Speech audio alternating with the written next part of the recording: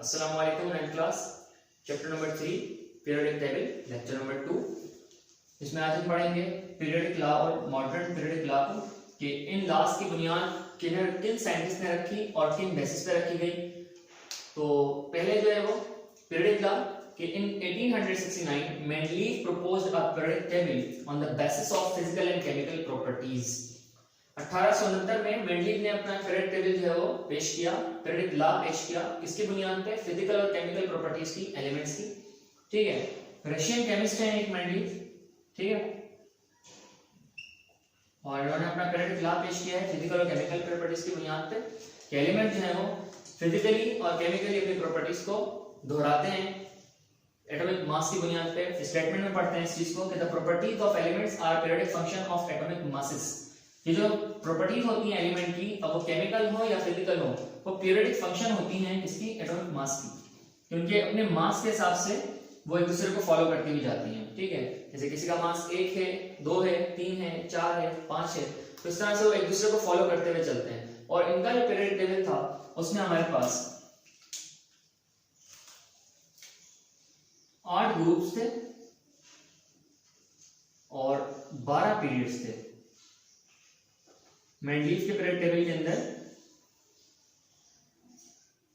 8 group और 12 periods थे जिनमें उन्होंने एलिमेंट्स को अरेंज किया तो उनके एटॉमिक मासेस की बुनियाद पे, और कहा था कि एटॉमिक मास ही जो है वो पीरियोडिक फंक्शन है किसी भी एलिमेंट का जो कि पीरियोडिक टेबल के अंदर मौजूद होगा।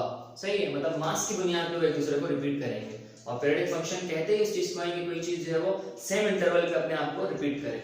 तो ये पीरियोडिक लॉ जो है ये रिजेक्ट किया गया था। क्यों रिजेक्ट किया गया था? क्योंकि हम जानते हैं क्योंकि इन्होंने जो है अपना पीरियोडिक लॉ एटॉमिक मासेस की बुनियाद पे रखा था, जिस तरह से मेंडलीव, जिस तरह से डॉब्रिनियर और न्यूलैंड और लोथरमैन ने रखा था। तो उनके भी क्लासिफिकेशंस को सिर्फ इसीलिए जो है रिजेक्शन का सामना करना पड़ा था, और इसके पीरियोडिक लॉ को भी इसीलिए रिजेक्शन का सामना करना पड़ा है क्योंकि ये सब एटॉमिक मास की बुनियाद पे है। और एटॉमिक मास कभी भी किसी एलिमेंट का सेम नहीं होता। ठीक है, एलिमेंट्स के हमने एक टॉपिक पढ़ा था लास्ट चैप्टर के अंदर, आइसोटोप्स। तो आइसोटोप्स में हमने क्या पढ़ा था? Having same atomic number but different atomic masses. Atomic number जो है वो हमेशा सेम रहता है। एटॉमिक नंबर जो है वो पीरियोडिक फंक्शन हो सकता है, मासेस नहीं हो सकते, क्योंकि मास जो है वो चेंज हो सकता है, आइसोटोप्स हो सकते हैं। तो इसने जब मैं पीरियोडिक टेबल पेश किया था तो उसके अंदर कोई स्पेस नहीं छोड़ी थी।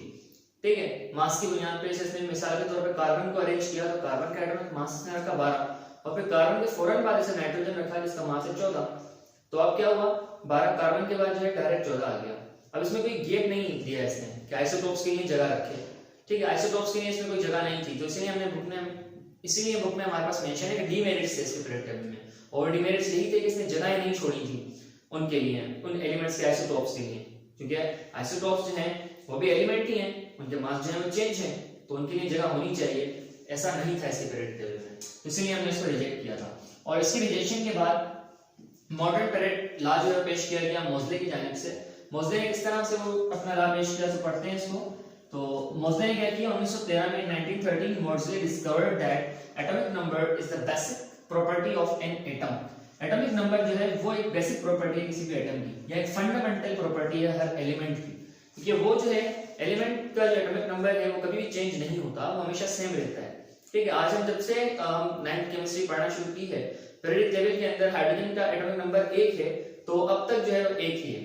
ठीक है, तो इसका मतलब जो उसकी बेसिक प्रॉपर्टी है किसी भी एलिमेंट की, वो उसका एटॉमिक नंबर ही है जो कि चेंज नहीं होता। तो उसने स्टेटमेंट दी the physical and chemical properties of the elements are periodic function of atomic number.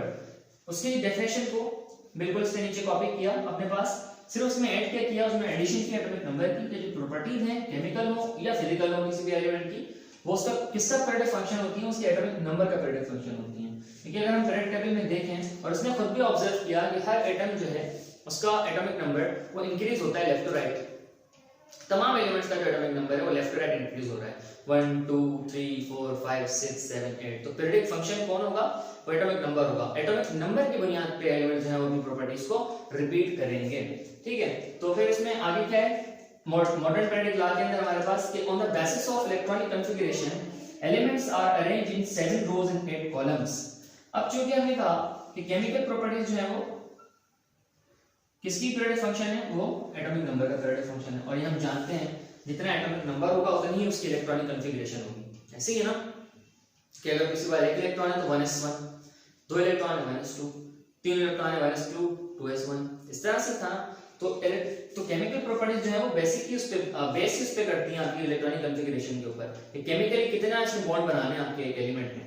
तो हमने ये बात कर दी यहाँ पर कि on the basis of electronic configuration, electronic configuration की बुनियाद पे हमने अब पीरियड टेबल की अरेंजमेंट की है, उसको डिजाइन किया है, जो आपके सामने आपकी बुक में है या आपकी क्लास में मौजूद है। उसमें जो है वो 7 रोज हैं और 8 कॉलम्स हैं, ठीक है, 7 पीरियड्स हैं और 8 ग्रुप्स हैं। 8 ग्रुप्स में हमने क्या किया, एलिमेंट्स को रखा है और 7 पीरियड्स के अंदर हमने उसको अरेंज किया है according to modern periodic law and according to Moseley. और एक और बात मैं आपको बता दूं, जो फादर है पीरियडिक टेबल के वो ये मेंडलीव ही है, ठीक है, father of periodic table is Mendeleev, सही है, क्योंकि इन्होंने जो आइडिया दिया था कि एक टेबल बनाया जा सकता है एलिमेंट्स का जिनके अंदर वो अपनी प्रॉपर्टीज को भी दोहराए और वो सारे एलिमेंट्स उसमें मौजूद हों। फिर उसको जो है वो कुछ मॉडिफाई किया था, बल्कि पूरा ही मॉडिफाई किया था मोज़ले ने, एटॉमिक नंबर की बात करके, एटॉमिक नंबर को डिस्कवर करके।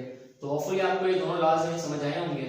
तो इंशाल्लाह नेक्स्ट लेक्चर के अंदर हम पीरियड टेबल के अंदर जितने भी ग्रुप्स हैं और जितने भी आपके इसमें पीरियड्स हैं और जिसमें जो इलेक्ट्रॉनिक कॉन्फ़िगरेशन के बुनियाद पर इस तरह हम एलिमेंट्स को पहचानते हैं और रखते हैं, इंशाल्लाह वो नेक्स्ट क्लास के अंदर ही हम डिस्कस करेंगे। तब तक के लिए ख्याल रखिएगा। अल्लाह हाफ़िज़।